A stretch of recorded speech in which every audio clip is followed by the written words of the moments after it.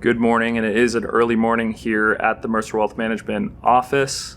I'm Emmett Cosgrove here with you today to talk about volatility and the VIX as part of our Market Outlook series. In terms of an agenda, I'm going to define the terms to start. I'm going to try to put them into layman's terms so we can all sort of understand them a little bit better. We'll talk about the history of the VIX and how it originated, and also some significant values or data points of the VIX that'll help us understand how we should look at it and use it as a tool. So first, volatility. It's a value that measures the dispersion of the price returns of a specific security, or how spread out the price returns data is of a stock. There's other terms like standard deviation and variance and mean that have a little bit more in-depth calculations and formulas, and we're happy to talk more about those. So if you'd like to, hit us up, email, call, and we're happy to have a more in-depth conversation. Generally, the higher the volatility, the higher the risk. What you should be thinking about are those tech stocks or high growth FANG stocks. Those stocks have a lot of volatility, typically. Our next term is the VIX, aka Wall Street's Fear Index. So it's a real-time market index that represents the market's expectations for volatility over the next 30 days. So it's a forward-looking indicator. Generally, it rises when stocks fall and falls when stocks rise. Said differently, and I liked this definition, but the VIX can be considered a crowdsourcing estimate of the uncertainty of the market, and really how much an investor is willing to pay to hedge against that uncertainty.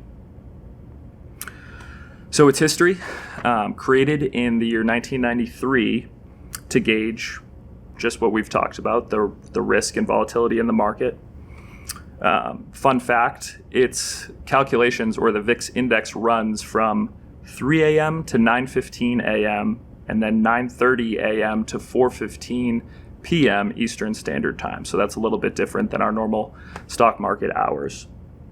In 1993, when it was originated by the Chicago Board of Exchange, it used 8 separate data points from the S&P 100 to calculate its value. Well, over the next 10 years, as the derivatives market matured, the Chicago Board of Exchange partnered with Goldman Sachs to sort of expand the data set that is used to make the calculation for the VIX. So it used the entire broad S&P 500 index to calculate and give a more accurate number due to those greater number of data points. So in terms of values in general, if the VIX value is greater than 30, it's considered a heightened signal of volatility. When the VIX is below 20, generally that signals a more stable and less volatile period in the market. If you look at chart 1, it shows you to the far right where the VIX is at today, about 24, 25 in terms of value. But you can also look at that chart and see how the VIX has changed over time. So the gray bars in the back are past U.S. recessions.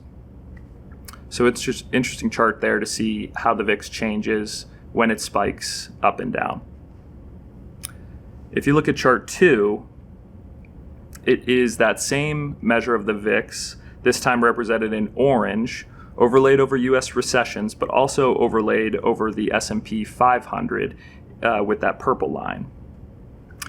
You can see times like 2008 and 2020, which are the Great Financial Crisis and the start of the coronavirus pandemic, when you had those extreme high levels or spikes that often coincided with low or favorable stock prices. So the contrarian viewpoint is a VIX spike represents or could represent a great buying opportunity across the stock market. A spiked or peaking VIX is one indicator that we'll be looking at and we'll be looking at moving forward as we search for a time when the market conditions are favorable for growth. So that's our presentation for today. If you have questions, please reach out. You know how to get hold of us, and thanks for your time.